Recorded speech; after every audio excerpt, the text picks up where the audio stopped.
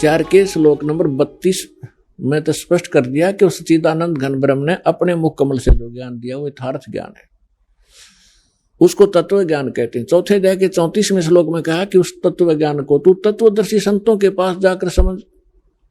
जो परमात्मा आकर ज्ञान देता है वो मुझे ज्ञान नहीं, कौन कहता? गीता ज्ञान दाता श्री ब्रह्मा, श्री विष्णु, श्री शिव जी के पूज्य पिताजी।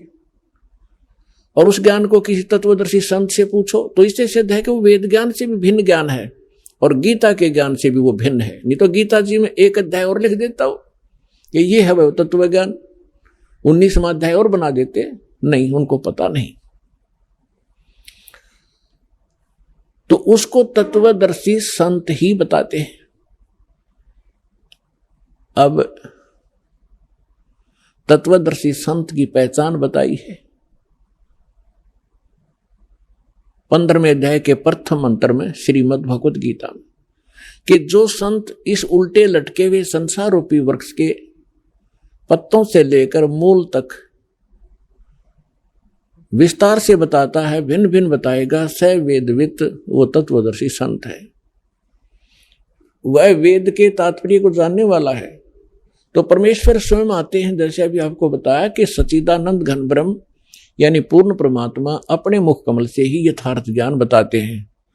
उन्होंने 600 वर्ष पहले यह ज्ञान कहा था कि अक्षर पुरुष एक पेड़ है। जैसे आपको बहुत बार पेड़ का चित्र दिखाया है, संसार रूपी वृक्ष का, जो जमीन से बाहर दिखाई देता उसको वृक्ष बोलते हैं, पेड़ बोलते हैं। तो परमात्मा ने स्वयं आकर इस संसार रूपी वृक्ष को के विषय में जानकारी दी थी, क्योंकि वो सृष्टि रचनहार है। 600 वर्ष पहले जिनको अज्ञानी और अशिक्षित कहा जाता था, जुलाहा धाणक एक शूद्र नाम से पुकारा जाता था, वो परम पिता थे, वो परम अक्षर ब्रह्म थे।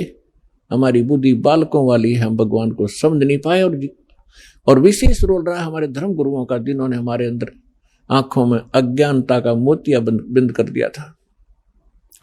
उस समय 600 वर्ष पहले परमात्मा कबीर जी ने कहा था कि अक्षर पुरुष एक पेड़ है, सरपुरुष वाकी डार, सरपुरुष कहो ज्योत निरंजन कहो, और तीनों देवा शाखा हैं, ये पात्र रूप संसार है। और मूल स्वयं है। वो मूल बताने के लिए इस दास की सेवा दी है कि वो मूल कौन है। गीता अध्याय नंबर 15 के श्लोक नंबर 16 और 17 में 3 पुरुष हैं, सरपुरुष, अक्षर पुरुष। और 17वें श्लोक में कहा कि उत्तम पुरुष तो अन्य परमात्मा इति उदाहरत है, यह लोकतरम आविष्य विवर्ती अवेश्वर है, वो परम अक्षर ब्रह्म है। और वही तीनों लोकों में प्रवेश करके सबका धारण पोषण करता है, वो वास्तव में अविनाशी भगवान है। तो कहने का तात्पर्य यह है कि फिर तत्वदर्शी संत की पहचान क्या है? प्रथम पहचान तो यह है कि सतगुरु के लक्षण कहूं मधुरे बैन विनोद, 4 वेद 6 शास्त्र वो कहे 18 बोध। यानी वो परमात्मा का जो कृपा पात्र होगा वही सतगुरु होते हैं और वही तत्वदर्शी संत होते हैं, और वो सभी सदग्रंथों के यथार्थ ज्ञान से युक्त होते हैं। तो परमात्मा तो सारे सब कुछ जानकार हैं, सर्वज्ञ हैं, और फिर इस दास को वो ज्ञान युक्त बनाकर आप पुण्यात्माओं पर मेहर की परमेश्वर ने।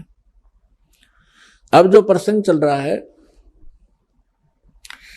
तो इन ऋषि महर्षियों ने वो तत्वदर्शी संत सतगुरु नहीं मिले, और इन्होंने स्वयं निष्कर्ष निकाल लिया कि ओम नाम का जाप सबसे उत्तम है और यही परम मंत्र है।